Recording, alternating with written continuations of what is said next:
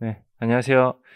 저희 국가직 7급 세법 2020년도 시험을 좀 해설을 할 거고요. 올해 시험 같은 경우는 굉장히 쉬웠어요.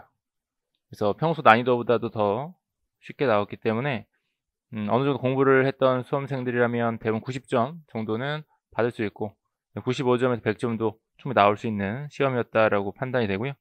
그러니까 굉장히 어려운 문제는 하나도 없었고 보통 중간 그리고 하가 대부분이었어요. 대부분 하 난이도 정도의 문제 대부분이고 그다음에 계산 문제도 아예 하나도 없었기 때문에 뭐 시간에 걸릴 것도 없고 답 찾는데 어려운 것도 없었다라고 보시면 돼요.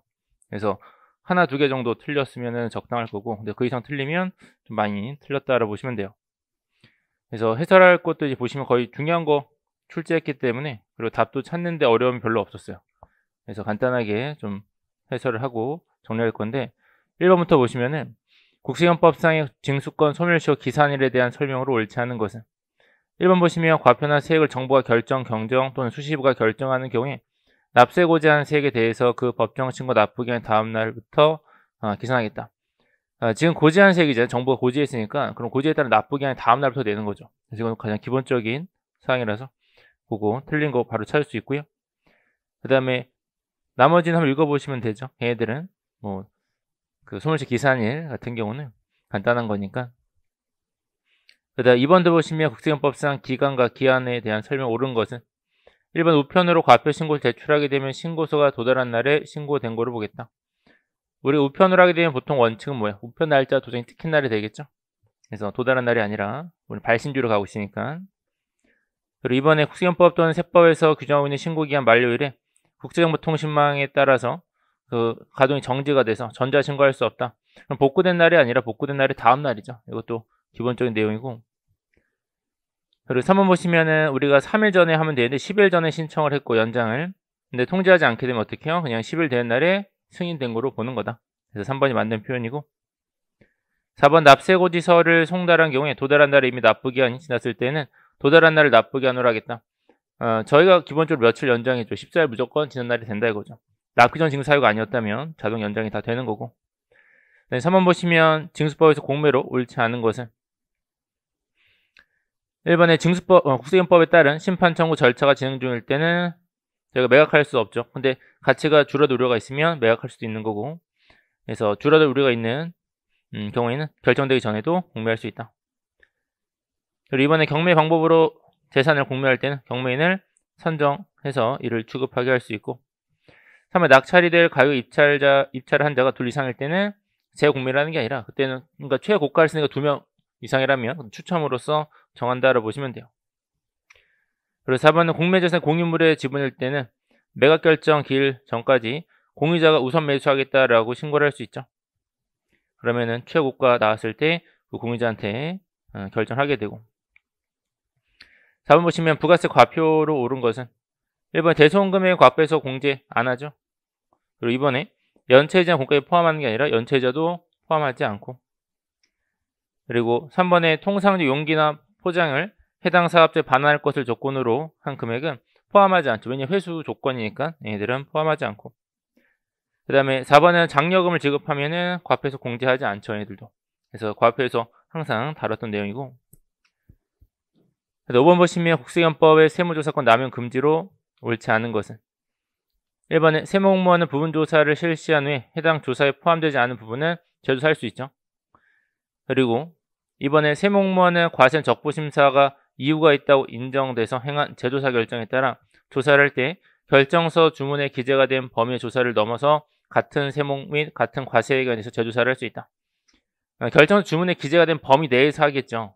그래서 조사를 범위를 넘어서 하는 거는 문맥상 말이 안 되는 거고 당연히 기재된 범위 내에서 우리가 조사를 할 수 있다고 보시면 되죠. 그리고 3번도 세무조사에선 필요할 최소한의 범위 내에서 장부 등을 요구할 수 있고 대상이 아니면 요구할 수 없죠. 그리고 4번은 세무공무원은 뭐 적정 공평한 과세를 실현하기 위해서 필요한 최소한 범위 내에서 해야 된다 라고 그냥 써 있는 거고 6번 보시면 국세경법 환급으로 옳지 않은 것은 1번에 국세환급 소멸시효는 세무서장이 납세인 환급 청구를 촉구하기 위해서 통지를 하더라도 중단되지는 않고요. 이번에 환급금과 가산금의 과세처분 취소 또는 무효 확인 청구소 등 행정소송을 청구하게 되면 그 시효 중단에 관련해서 민법에 따라 청구를 한 거 보겠다. 즉 중단이 된다는 얘기예요. 얘들도. 그리고 다른 거 몰라도 3번 보시면 알 수 있는데 납세자가 상속세를 물납한 후에 환급을 받는다. 그러면 환급 가산금을 주지만 물납은 환급 가산금을 지급하지 않죠. 다른 거 몰라도 3번만 보시면 충분히 맞출 수 있는 거고. 그리고 4번 같은 경우는 이제 실제 귀속자가 있고 명의자가 있을 때 명의자가 냈던 세금을 실제 귀속자가 어떻게 해요? 기납부세율로 해서 빼주겠다. 그리고 남는 게 있으면 환급해주겠다라고 하는 거고. 그래서 올해 개정돼서 들어갔던 내용이고. 7번 보시면 소득세 세액공제로 옳지 않은 것은 1번은 간편장부 대상자가 복식을 하게 되면 기장세액공제를 해주죠. 그래서 20% 100만 한도 내에서 해주는 게 있고, 그다음에 2번은 해당 거주자가 출산 입양을 했을 때 둘째면 50이죠. 이때. 그리고 이런 근로자는 우리가 세액공제 55% 해주는 거고, 4번에 근로소득이 있는 거주자에 한해서 특별세액공제를 적용하므로 근로소득이 없는 거주자가 종합소득이 있는 사람은 특별세액공제를 받을 수 없다. 특별세액공제는 항목별 세액공제랑 표준세액공제인데 종합소득이 있으면 표준세액공제는 그냥 받을 수 있는 거고요. 그 다음에 항목별 세액공제 중에서도 기부금 세액공제는 또 받을 수 있죠. 사업소득만 있는 경우가 아니라면 기부금 세액공제도 다 받을 수 있기 때문에 이가 틀린 표현이 될 거고, 그 다음에 8번 보시면 소득세법상 거주자의 결손 2월 결손 공제로 옳은 것은 기억 보시면은 사업자가 비치 기록한 장부에서 해당 과세기간 사업소득 금액을 계산할 때 발생한 결손금은 그 과세기간의 종합소득 과표를 계산할 때 근로연금, 기타 이자 배당의 순서대로 공제한다. 그래서 순차적으로 이제 공제를 하는 거죠. 금융소득을 나중에 하는 거고. 그 다음에 니은 보시면 부동산 임대업에서 발생한 2월 결손금은 해당 과세기간 부동산 임대업 소득 금액에서만 공제할 수 있다. 그때 가란해 보시면은 주거용 건물 임대업을 포함한다로 되는데 주택 임대업은 어떻게 해요? 다른 소득에서도 공제할 수 있죠. 걔네들은. 그래서 그게 틀린 거고. 그 다음에 디귿은 결손금 및 2월 결손금을 공제할 때 종합과세가 되는 배당소득 또는 이자 소득이 있으면 그 배당 이자 소득 중에 기본세율을 적용받는 부분은 우리가 공제 여부나 공제 금액을 선택할 수 있죠. 그래서 원천징수율을 적용받는 부분은 공제할 수 없고, 리을 보시면 결손금 및 2월 결손금을 공제할 때 해당 과세기간에 결손금이 있고 2월 된 게 있으면 소득세는 어떻게 해요? 결손금부터 먼저 공제를 하는 거죠. 2월 된 걸 먼저 하는 게 아니라. 그 다음 9번에 양도담보로 옳지 않은 것은 1번에 국세연법상의 납세자가 국세 그리고 체납처비를 체납한 경우에 그 납세자한테 국세의 법정기일 후에 담보의 목적이 된 양도담보 재산이 있을 때는 그 납세자의 다른 재산에 대해서 체납처분을 징수해도 징수에 부족한 금액이 있으면 그 양도담보 재산으로서 납세 의무를 지우는 거. 이거 그냥 정의 얘기하는 거죠. 그래서 법정기일 후라는 걸 좀 기억하시면 될 거고요. 그 다음에 2번에 국세연법상 세무서장은 납세자가 제3자랑 짜고 거치로 재산의 양도담보를 하고 그 등기를 함으로써 우리가 매각금액에서 징수하기 좀 어려울 것 같다. 그걸 어떻게 법원에 청구하는 거죠. 그래서 사행위 취소 관련된 소송을 제기할 수 있고, 그리고 3번에 국세연법에서 양도담보 재산이란 당사자 간 계약에 의해서 납세자가 그 재산을 양도하였을 때 실질적으로 양도에 대해서 채권 담보 목적이 된 재산.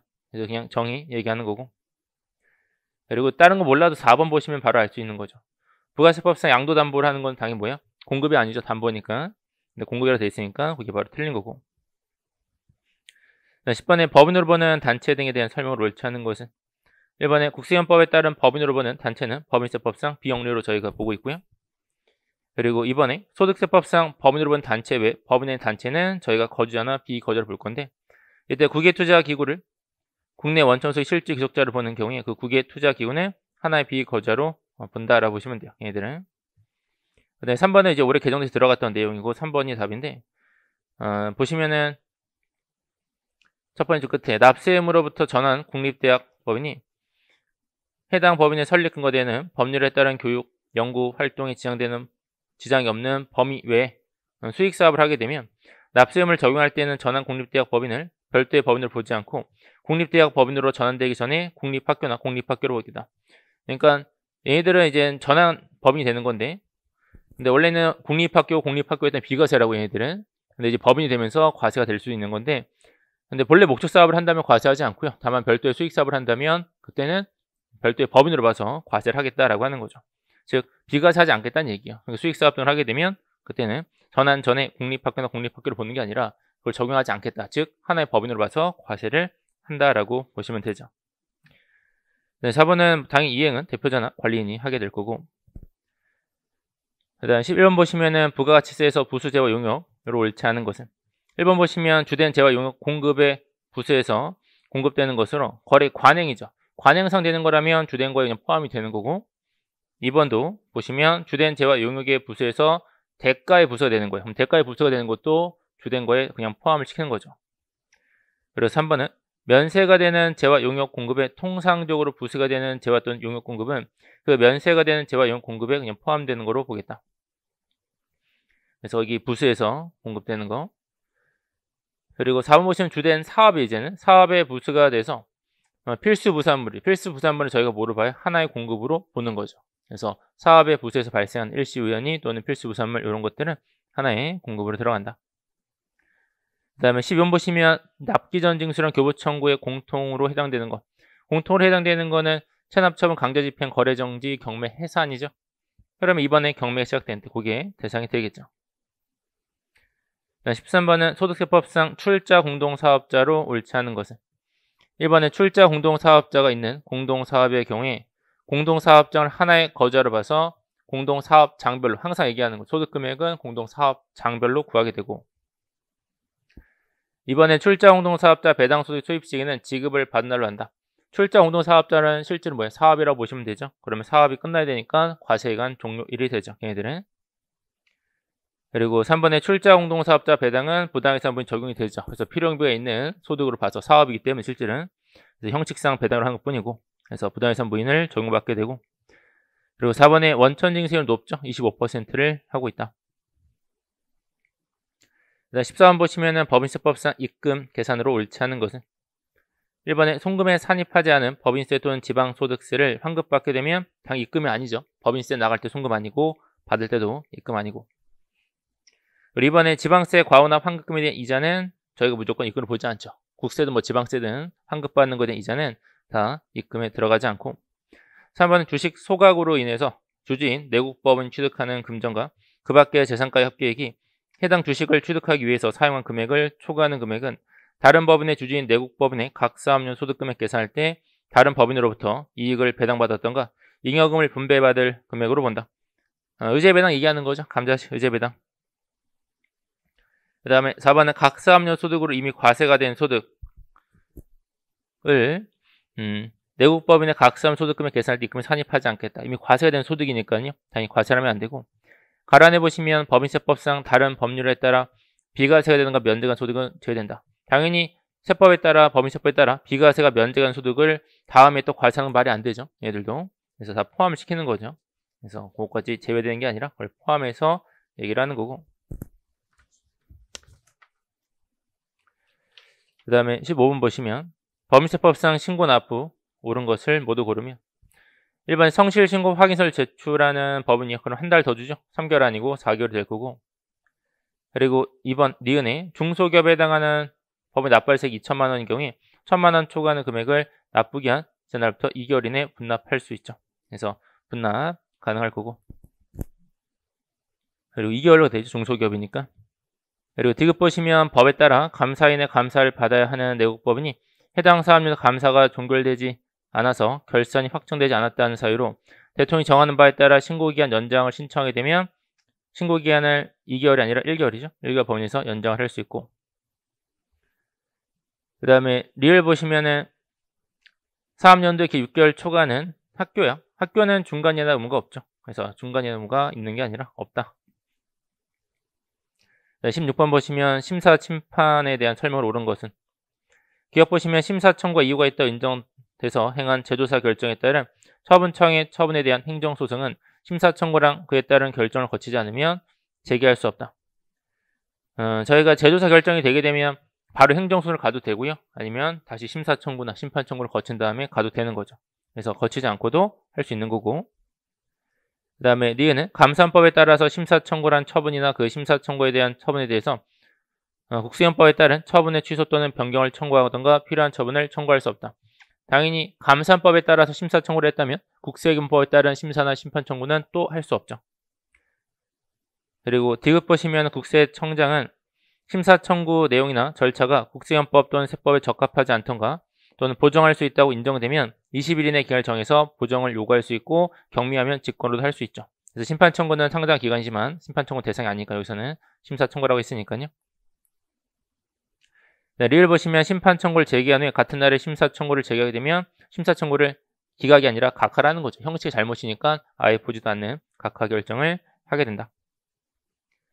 17번의 부가세법상 매입세액 관련 설명으로 옳은 것은 1번에 매입세액에서 대손세액에 해당하는 금액을 뺀 사업자가 대손금액을 변제하게 되면 대통령이 정하는 바에 따라 변제한 대손금액은 이제 매입세를 다시 공제를 받으면 되잖아요. 그래서 매입세액에다가 다시 더하면 되겠죠. 1번이 맞는 표현이고 2번은 면세사업을 위한 거니까 당연히 불공제고요. 3번도 보시면 건물을 토지를 쓰기 위해서 건물을 구입한 거예요. 그럼 건물에 대한 매입, 건물에 대한 철거는 다 불공제가 되는 거죠. 그리고 4번 의제매입세 공제인데 의제매입세 공제에서 안 되는 애들이 있었어요. 누구였냐면 면세 포기로 인한 영세율. 얘네들은 의제매입세 공제를 받을 수 없다. 그래서 거기 영세율 적용받는 건데 면세 포기한 경우를 포함한다로 있으니까 그게 틀린 표현이고요. 18번은 건설자금 이자를 얘기하죠. 지급이자 송금 불산입에서 세 번째 그 건설자금 이자. 옳지 않은 것 1번 보시면 특정 차액금에 대한 지급이자는 건설 등이 준공된 날까지 이를 자본적 지출로 해서 그 원본에 가산하되 특정 차액금의 일시 예금에서 생기는 수입이자는 어떻게 해요? 저희가 자산 원가에 넣지 않죠. 그래서 차감을 하게 되고 그리고 이번에 특정 차액금의 일부를 운영자금에 썼다. 그럼 그냥 회사 운영에 쓴 거니까 얘도 송금 처리를 해주면 되고 그리고 3번에 특정 차액금의 연체로 인해 생긴 이자를 원본에 가산하게 되면 그 가산한 금액은 자본적 지출이 되지만 그 연체 이자에 대한 이자는 그냥 송금 처리하는 거죠.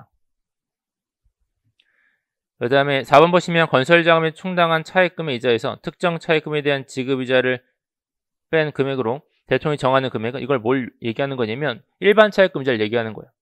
그러니까 건설자금에 충당한 차액금이 만약에 100인데 특정 차액금이 80이었어요. 그럼 20만큼은 특정 차액금을 쓴 게 아니라 일반 차액금을 썼다를 보는 거거든요. 그래서 건설자금에 충당한 차액금 이자, 전체 차액금이 100이고 그 중에 특정 차액금이 80이었다면 20은 일반 차액금에 대한 이자다라고 얘기를 할 수 있겠죠. 그러면 일반 차액금에 대한 이자는 저희가 어떻게 해요? 송금에 산입하든 자산 원가를 가든 선택이죠. 얘들은 강제사항이 아니기 때문에. 그래서 건설자금에 충당한 전체 차액금 이자에서 특정 차액금에 대한 이자를 뺀 나머지 일반 차액금에 대한 이자는 내국법인이 각사압류 소득금액 계산할 때 송금에 산입해야 한다가 아니라 산입하지 않을 수도 있는 거고요. 자산원가로 갈 수도 있는 거고 송금에 산입할 수도 있는 거죠. 그래서 강제사항이 아니라 선택사항이다. 그래서 4번이 틀린 거고 19번은 보칙으로 옳지 않은 것은 1번에 고지할세액 인지세 빼놓고 그리고 체납처분 합친 게 1만원 미만이라면 고지하지 않죠. 없는 걸 보고 그 다음에 2번은 고액 상습 체납자에 대해서 명단 공개를 하는데 1년 이상 지난 게 1억이 아니라 2억이죠. 그래서 그거 당연히 보고 맞출 수 있을 거고 그리고 뭐 3번, 4번 보시면 되고요. 20번 보시면 내국법인의 감가상각에 대한 설명을 옳지 않은 것은 1번에 법인이 손비로 계산한 감가상각비가 2천만 원이고 감가상각 범위 2,400이라면 그 차액에 해당한 400만 원은 그 후 사업연도 상각 부인에게 충당한다. 저희가 시인 부족액이죠. 얘네들은 한도 미달한 금액이니까 시인 부족액은 2월이 안 되죠. 얘네들은 과거에 발생한 부인에게만 충당할 수 있는 거지 2월 자체는 안 되는 거니까 1번이 바로 틀린 게 되겠죠. 그리고 2번 보시면 내국법인이 감가상각자를 취득하기 위해서 지출한 금액을 손비로 계산하게 되면 해당 사업연 소득금액 계산할 때 감가상각비로 봐서 범위를 계산한다. 즉시상각의제요. 감가상각비로 봐서 계산을 하겠다. 그리고 3번은 평가증이 있는 건데 같이 하게 되면 선상각 후평가증 얘기하는 거고 그 다음에 4번 같은 경우는 600만 원 미만 소액 수선비죠. 이런 경우라면 그냥 비용 처리한 거 인정을 해주겠다. 그래서 여기까지 보시면 되고요. 그래서 세법에서는 올해는 어려울 게 없었어요. 그래서 다른 과목에서 점수를 잘 받고 하셨어야 될 거고 세법은 당연히 고득점을 받으셔야 돼요. 실수를 하시면 안 될 거고요. 그래서 여기까지 보고요. 그리고 좋은 결과 있길 바라겠습니다. 수고하셨습니다.